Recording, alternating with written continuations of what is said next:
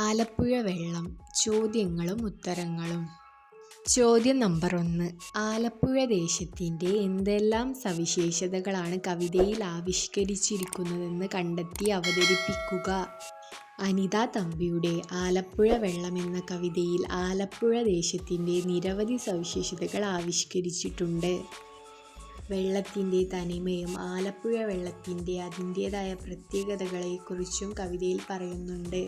അത് തൊണ്ടുചീന മണമുള്ള ഉപ്പു ചേർന്ന രുചിയുള്ള കടുംചായ നിറമുള്ള കലങ്ങിയ ഒന്നാണ്. ഭൂപ്രകൃതി, കനാലുകൾ, ബോട്ട് ജെട്ടി, കല്ലും ഇരുമ്പുമുള്ള പാലങ്ങൾ, കുളം, കായൽ, വിരിപ്പായൽ, കുളവായ പൂക്കൾ എന്നിവ ആലപ്പുഴയുടെ ഭൂപ്രകൃതിയുടെ ഭാഗമാണ്. തൊഴിലും ജീവിതവുമായി ബന്ധപ്പെട്ട ഗന്ധങ്ങൾ. ചകരിയുടെ പൊന്നൊളിയും ഇരുമ്പിൻ്റെ ചുവയും വിയർപ്പിൻ്റെ വെക്കയും ചൂട് ആവി ആലപ്പുഴയിലെ ജീവിതവുമായി ബന്ധപ്പെട്ട ഗന്ധങ്ങളും അനുഭവങ്ങളുമാണ്. നാടിൻ്റെ രൂപം കാണാം കവിതയിൽ ആലപ്പുഴക്കാരിയെ മെടന്നോല മുടിക്കാരി എന്ന് വിശേഷിപ്പിക്കുന്നത് ഒരുപക്ഷേ തെങ്ങുകൾ നിറഞ്ഞ ആലപ്പുഴയുടെ പ്രകൃതിയെ സൂചിപ്പിക്കാനാകാം. കാലാവസ്ഥയുടെ തീവ്രതയും കവിതയിൽ കാണാം. ചാകരയ്ക്ക് തുറ പോലെ തുള്ളുന്ന മഴക്കാലം, ചൊരിമണൽ പഴുത്തു തീ തുപ്പുന്ന മരുക്കാലം എന്നിങ്ങനെയുള്ള കാലാവസ്ഥാ വ്യതിയാനങ്ങളും ആലപ്പുഴയുടെ സവിശേഷതയാണ്. ജനങ്ങളുടെ അതിജീവനവും കവിതയിൽ കാണാം. കവിഞ്ഞിട്ടും കുറുകിയും കഴിച്ചിലാകുന്ന വെള്ളം എന്ന പ്രയോഗം വെള്ളപ്പൊക്കത്തെയും ജലക്ഷാമത്തെയും അതിജീവിച്ച് ജീവിക്കുന്ന ആലപ്പുഴക്കാരുടെ അവസ്ഥയെ സൂചിപ്പിക്കുന്നു. മായാത്ത ഓർമ്മകളെക്കുറിച്ചും കവിതയിൽ സൂചനയുണ്ട്. തേച്ചാലും ഉരച്ചാലും പോകാത്ത ചെതുമ്പലായി പറ്റിച്ചേർന്നിരിക്കുന്നു വെള്ളത്തിൻ്റെ വേദന എന്നത് ആലപ്പുഴയിലെ ജീവിതാനുഭവങ്ങൾ. വിശേഷിച്ച് അവിടുത്തെ വെള്ളവുമായി ബന്ധപ്പെട്ട ബുദ്ധിമുട്ടുകൾ വ്യക്തികളിൽ മായാതെ ഓർമ്മകളും വേദനകളുമായി അവശേഷിക്കുന്നു എന്ന് കാണിക്കുന്നു. ഈ സവിശേഷതകളിലൂടെ ആലപ്പുഴ എന്ന ദേശത്തിൻ്റെ രൂപവും ഗന്ധവും രുചിയും അവിടുത്തെ ജീവിതത്തിൻ്റെ താളവും കവി വരച്ചുകാട്ടുന്നു. ചോദ്യം നമ്പർ 2. ഞങ്ങൾക്ക് ജലവും വെള്ളവും ഒന്നല്ലായിരുന്നു, ഇപ്പോഴുമല്ല. അവ ഞങ്ങൾക്ക് രണ്ട് അനുഭവ ലോകങ്ങളാണ്. അനിത തമ്പിയുമായുള്ള അഭിമുഖത്തിൽ നിന്ന് ഈ പ്രസ്താവനയെ സാധൂകരിക്കുന്ന കവിതാ സന്ദർഭങ്ങൾ എന്തെല്ലാം? അവ വിശകലനം ചെയ്ത് കുറിപ്പ് തയ്യാറാക്കുക. അനിത തമ്പിയുടെ ഈ പ്രസ്താവനയെ സാധൂകരിക്കുന്ന നിരവധി സന്ദർഭങ്ങൾ ആലപ്പുഴ വെള്ളം എന്ന കവിതയിലുണ്ട്. ജലം, വെള്ളം എന്നിവ കവിക്ക് രണ്ട് വ്യത്യസ്തമായ അനുഭവ ലോകങ്ങളെയാണ് പ്രതിനിധീകരിക്കുന്നത് എന്ന് കവിത വ്യക്തമാക്കുന്നു. ജലം, തെളിനീരിൻ്റെ ലോകം. ജലം എന്നാൽ അവൾക്ക് അത് വയനാട്ടിൽ, നിളനാട്ടിൽ, മലനാട്ടിൽ, തെക്കൻ നാട്ടിൽ വായുന്ന തെളിനീര്. ഇവിടെ ജലം എന്നതുകൊണ്ട് ശുദ്ധവും നിർമ്മലവും പ്രകൃതിയുടെ തനിമയുള്ളതുമായ ഒന്നാണ്. വാനിൽ നിന്നും അടർന്നത്, നിലം തൊടും മുൻപുള്ളത്. ഇത് ജലത്തിൻ്റെ പരിശുദ്ധിയെയും മാലിന്യമേശാത്ത അവസ്ഥയെയും കുറിക്കുന്നു. മണമില്ലാത്തത്, മണ്ണിനായങ്ങൾ തരുന്നത്. നിറമില്ലാത്തത്, ദൂരം ഉയരങ്ങൾ കാൺമത് സമതലങ്ങളിൽ വാടിക്കിടന്നു പോകാത്തത്.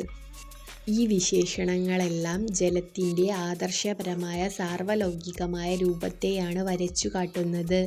ഇത് പൊതുവെ നാം ജലം എന്നു വാക്കുകൊണ്ടുദ്ദേശിക്കുന്ന ശുദ്ധജല സങ്കല്പമാണ്.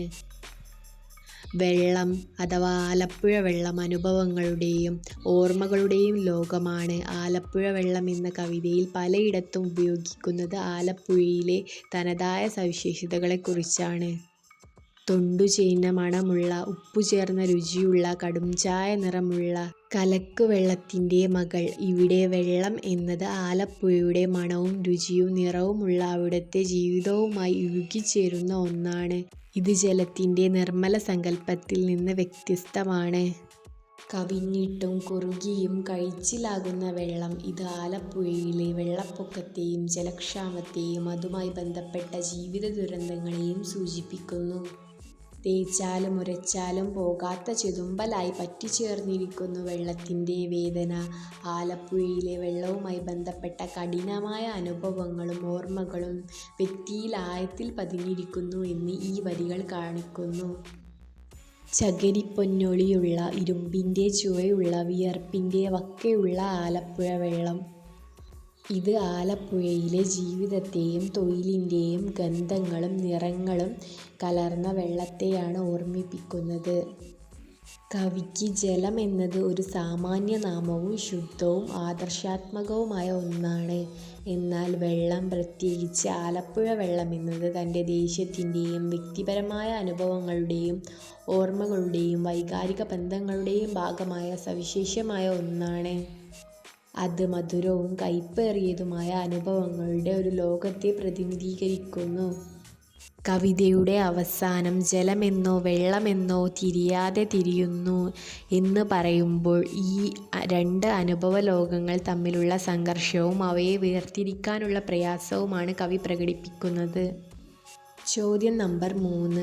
തേച്ചാലും ഉരച്ചാലും പോകാത്ത ചെതുമ്പലായി പറ്റിച്ചേർന്നിരിക്കുന്നു വെള്ളത്തിൻ്റെ വേദന.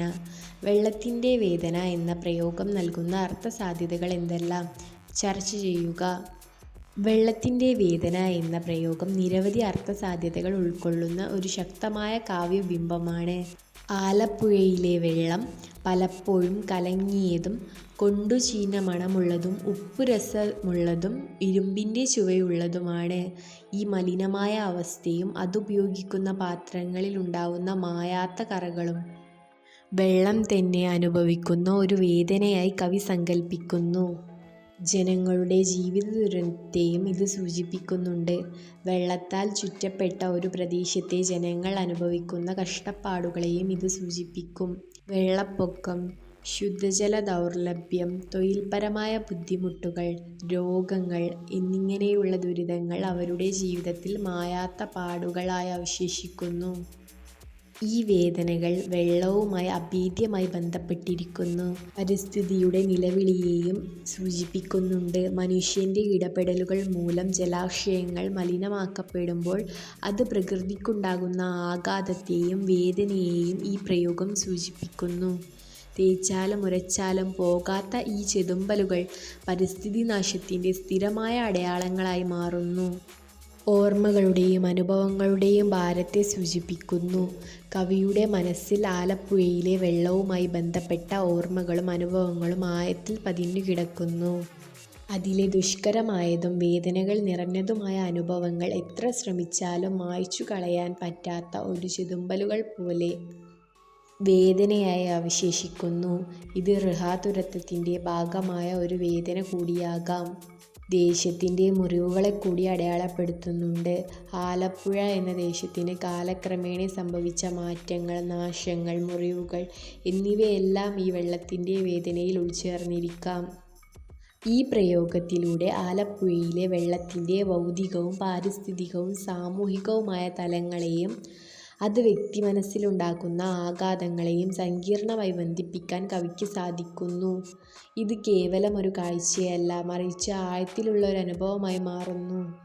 ചോദ്യം നമ്പർ 4.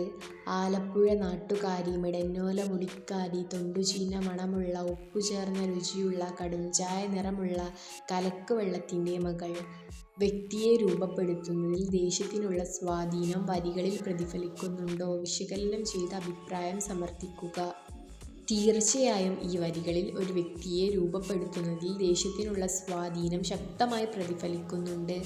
ആലപ്പുഴ എന്ന ദേശത്തെ, അവിടുത്തെ തന്നെ ഒരു കവിയുടെ കവിതയിൽ സ്വത്വത്തെയും ശാരീരികമായ അടയാളങ്ങളെപ്പോലും എങ്ങനെ സ്വാധീനിക്കുന്നു എന്ന് കാണിച്ചു തരുന്ന വരികളാണിത്.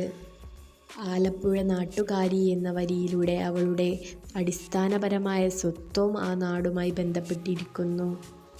മെടന്നോല മുടിക്കാരി എന്നതിലൂടെ ആലപ്പുഴയിലെ തെങ്ങോലകൾ പോലെ ഒരുപക്ഷേ അവിടുത്തെ ജീവിത രീതിയുമായി ഇഴുകിച്ചേർന്ന ഒരു രൂപഭാവത്തെയാണ് ഇത് സൂചിപ്പിക്കുന്നത്. അതല്ലെങ്കിൽ നാടൻ സൗന്ദര്യ സങ്കല്പനങ്ങളെ ഇത് പ്രതിനിധീകരിക്കുന്നുണ്ടാവാം. തൊണ്ടുചീഞ്ഞ മണമുള്ള, ഉപ്പുചേർന്ന രുചിയുള്ള, കടുംചായ നിറമുള്ള കലക്ക് വെള്ളത്തിൻ്റെ മകൾ. ഇത് ഏറ്റവും പ്രധാനപ്പെട്ട ഭാഗമാണ്. ആലപ്പുഴയിലെ വെള്ളത്തിൻ്റെ തനതായ ഗന്ധം, രുചി, നിറം എന്നിവയെല്ലാം അവളിൽ അലിഞ്ഞു ചേർന്നിരിക്കുന്നു എന്ന് പറയുന്നു. അവൾ ആ കലങ്ങിയ വെള്ളത്തിൻ്റെ മകളാണ് എന്നത് ആ ദേശത്തെ എല്ലാ സവിശേഷതകളും പ്രയാസങ്ങളും ഉൾക്കൊണ്ടാണ് അവൾ വളർന്നതെന്നും അത് അവളുടെ വ്യക്തിത്വത്തിൻ്റെ ഭാഗമാണെന്നും വ്യക്തമാക്കുന്നു. ഈ വർണ്ണനയിലൂടെ ഒരു വ്യക്തിയുടെ സ്വത്വം, ശീലങ്ങൾ, ഒരുപക്ഷേ കാഴ്ചപ്പാടുകൾ പോലും അവൾ ജനിച്ചു വളർന്ന ദേശത്തിൻ്റെ ഭൗതികവും സാംസ്കാരികവുമായ ചുറ്റുപാടുകളാൽ എത്രമാത്രം സ്വാധീനിക്കപ്പെടുന്നു എന്ന് കവി വരച്ചു കാട്ടുന്നു. ദേശം വ്യക്തിയിൽ നിന്ന് വേറിട്ടു നിൽക്കുന്ന ഒന്നല്ല, മറിച്ച് വ്യക്തിയുടെ അസ്തിത്വത്തിൻ്റെ തന്നെ ഭാഗമാണെന്ന് കവിത സ്ഥാപിക്കുന്നു. ചോദ്യം നമ്പർ 5. ജലമെന്നോ വെള്ളമെന്നോ തിരയാതെ തിരയുന്നു, തൊണ്ട ദാഹിക്കുന്നു വരികളിൽ സൂചിപ്പിക്കുന്ന മാനസികാവസ്ഥയിലേക്ക് കവി എത്തിച്ചേർന്നത് എന്തുകൊണ്ടാവാം? കവിതയിലെ മറ്റു സന്ദർഭങ്ങൾ കൂടി വിശകലനം ചെയ്ത് നിരീക്ഷണങ്ങൾ അവതരിപ്പിക്കുക. കവിതയുടെ അവസാനത്തിലെ ഈ വരികൾ കവിയുടെ സങ്കീർണമായ മാനസികാവസ്ഥയെയും ദേശം, ഓർമ്മ, സ്വത്വം എന്നിവയെക്കുറിച്ചുള്ള ആന്തരിക സംഘർഷങ്ങളെയും ഹൃദയസ്പർശിയായി അവതരിപ്പിക്കുന്നു. ജലം, വെള്ളം എന്നീ വാക്കുകൾക്കിടയിലെ വേർതിരിവ് നഷ്ടപ്പെടുന്നതും ഒടുവിൽ തൊണ്ട ദാഹിക്കുന്നതും നിരവധി അർത്ഥതലങ്ങളിലേക്ക് വിരൽ ചൂണ്ടുന്നു. മാനസിക സംഘർഷത്തിലേക്ക് നയിക്കുന്ന ഘടകങ്ങൾ. ജലവും വെള്ളവും രണ്ട് അനുഭവ ലോകങ്ങളെ. കവിതയുടെ തുടക്കത്തിൽ തന്നെ ആലപ്പുഴക്കാരിയായ കവിക്ക് ജലം എന്ന വാക്കും വെള്ളം എന്ന വാക്കും രണ്ട് വ്യത്യസ്തമായ അനുഭവങ്ങളെയാണ് പ്രതിനിധീകരിക്കുന്നതെന്ന് വ്യക്തമാക്കുന്നു. അവൾക്ക് ജലം എന്നത് വയനാട്ടിലെയും നിളനാട്ടിലെയും തെളിനീരാണ്. അത് മണമില്ലാത്തതും നിറമില്ലാത്തതും വാനിൽ നിന്നടർന്നതും നിലം തൊടും മുൻപുള്ളതും ശുദ്ധമായതുമായ ഒന്നാണ്. ഇത് ആദർശാത്മകമായ സാർവലൗകികമായ ഒരു ജലസങ്കല്പമാണ്. വെള്ളം എന്നാൽ ആലപ്പുഴ വെള്ളം എന്നത് തികച്ചും വ്യത്യസ്തമാണ്. അത് തൊണ്ടുചീഞ്ഞ മണമുള്ള, ഉപ്പു ചേർന്ന രുചിയുള്ള, കടുംചായ നിറമുള്ള കലങ്ങിയ ഒന്നാണ്. അത് അവളുടെ നാടിൻ്റെ വ്യക്തിപരമായ അനുഭവങ്ങളുടെ, കാഴ്ചപ്പാടുകളുടെ, ഓർമ്മകളുടെ എല്ലാം പ്രതീകമാണ്. തേച്ചാലും ഉരച്ചാലും പോകാത്ത ചെതുമ്പലായി പറ്റിച്ചേർന്നിരിക്കുന്നു വെള്ളത്തിൻ്റെ വേദന ഇതിൻ്റെ ഭാഗമാണ്. ദേശവുമായുള്ള വൈകാരിക ബന്ധം. കവിക്ക് തൻ്റെ ജന്മദേശമായ ആലപ്പുഴയോടും അവിടുത്തെ വെള്ളത്തോടും ആഴത്തിലുള്ള വൈകാരിക ബന്ധമുണ്ട്. പതിറ്റാണ്ടുകൾ കഴിഞ്ഞിട്ടും തെക്കൻ നാട്ടിലെ തെളിനീരിൽ ഉറച്ചു ജീവിച്ചിട്ടും ഓർമ്മയിൽ നിന്ന് ആലപ്പുഴ വെള്ളം നിറയുന്നു. ഓർമ്മകളുടെ വേലിയേറ്റം. കവിത എഴുതുമ്പോൾ, ഓർമ്മകൾ പരതുമ്പോൾ ഈ രണ്ട് വ്യത്യസ്ത ജലസങ്കല്പങ്ങളും അവളുടെ മനസ്സിൽ നിറയുന്നു. ആലപ്പുഴയിലെ വെള്ളത്തിൻ്റെ കയ്പേറിയതും എന്നാൽ പ്രിയപ്പെട്ടതുമായ ഓർമ്മകളും ജലമെന്ന വാക്കിൻ്റെ ശുദ്ധവും നിർമ്മലവുമായ അർത്ഥവും തമ്മിൽ ഒരു സംഘർഷമുണ്ടാകുന്നു. തിരിച്ചറിവിൻ്റെ ആശയക്കുഴപ്പം. ഏതാണ് യഥാർത്ഥ ജലം? താൻ ഉൾക്കൊള്ളേണ്ടത് ഏത് അനുഭവത്തെയാണ്? തൻ്റെ നാടിനെയാണോ, തൻ്റെ വെള്ളത്തെയാണോ, അതോ സാർവലൗകികമായ ജലത്തെയാണോ തൻ്റെ കവിതയിൽ ആവിഷ്കരിക്കേണ്ടത്? ഈ ആശയക്കുഴപ്പമാണ് ജലമെന്നോ വെള്ളമെന്നോ തിരയാതെ തിരയുന്നു എന്ന അവസ്ഥയിലേക്ക് അവളെ എത്തിക്കുന്നത്. ദാഹിക്കുന്ന തൊണ്ട എന്നത് കേവലമായ ശരീരദാഹത്തെ അല്ല സൂചിപ്പിക്കുന്നത്. ആശയപ്രകാശനത്തിനുള്ള ദാഹം. തൻ്റെ ഓർമ്മകളെയും അനുഭവങ്ങളെയും കൃത്യമായി വാക്കുകളിലാക്കാനുള്ള തൻ്റെ സ്വത്വത്തെ ശരിയായ രീതിയിൽ അവതരിപ്പിക്കാനുള്ള ദാഹമായി ഇതിനെ കാണാം. യാഥാർത്ഥ്യമായതിനോടുള്ള ദാഹം. എന്താണ് യഥാർത്ഥ ജലം, എന്താണ് യഥാർത്ഥ അനുഭവം എന്നറിയാനുള്ള ദാഹം. വേരുകളോടുള്ള ദാഹം. ആലപ്പുഴയുടെ തനിമയിലേക്കും അവിടുത്തെ വെള്ളത്തിൻ്റെ യഥാർത്ഥ അനുഭവങ്ങളിലേക്കുമുള്ള ഒരു തിരിച്ചുപോക്കിനായുള്ള ആഗ്രഹമായും ഈ ദാഹത്തെ വ്യാഖ്യാനിക്കാം. ആലപ്പുഴയിലെ തൻ്റെ നാടിൻ്റെ കഠിനമായ യാഥാർത്ഥ്യങ്ങളെ പ്രതിനിധീകരിക്കുന്ന വെള്ളവും ശുദ്ധവും നിർമ്മലവുമായ ജലവും തമ്മിലുള്ള ദ്വന്ദ്വത്തിലാണ് കവി എത്തിച്ചേരുന്നത്. ഈ രണ്ട് സങ്കല്പങ്ങൾക്കിടയിലെ ഒരു വ്യക്തമായ വേർതിരിവ് കണ്ടെത്താൻ കഴിയാതെ വരുമ്പോൾ അവളുടെ മനസ്സിൽ ഒരു തരം ആശയക്കുഴപ്പം, തൻ്റെ അനുഭവങ്ങളെ പൂർണ്ണമായി പ്രകാശിപ്പിക്കാൻ കഴിയാത്തതിൻ്റെ ഒരു തരം ദാഹവും ഉണ്ടാകുന്നു. ഇത് ഒരു കലാകാരി തൻ്റെ ദേശത്തെയും സ്വത്വത്തെയും ഓർമ്മകളെയും ആവിഷ്കരിക്കാൻ ശ്രമിക്കുമ്പോൾ നേരിടുന്ന ആന്തരിക സംഘർഷങ്ങളുടെ പ്രതിഫലനമാണ്.